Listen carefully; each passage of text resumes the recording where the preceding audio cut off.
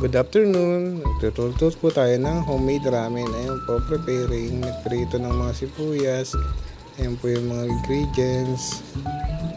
Lagyan natin yung... Ayan na po. Done na po sila sa pagprito. Ngayon yung noodles naman. Luluto natin. Ayan na po yung finished product. Ngayon, itadakimasu. Dahil Pilipino po tayo, mas masarap kumain pa rin sa tanghali ng may kanin.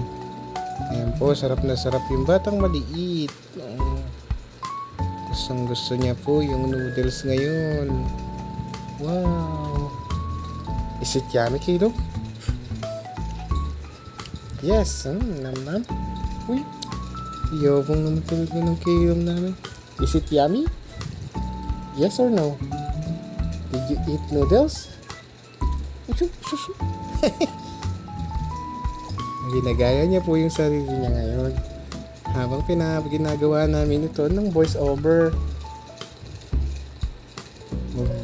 Sarap pong kain ng batang maliit namin. Nyam nyam nyam nyam nam nam nam nam nam kamo nam Yum, yum, yum, yum, yum. Ay, sorry. takaw ikaw takaw. Huh? Takaw kay lom namin. Uya. Ang sarap naman ng kain ng batang maliit namin. Oh. Uya.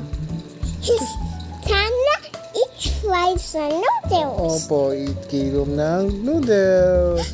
Kita sana dito yung noodles sa Ang dito. daming kain ng noodles ng kilong namin.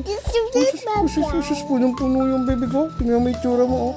Oh, don't push button. Don't push button. And this. Opo, oh.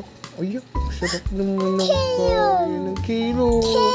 Oh, tatay finish na already. Kilo still not.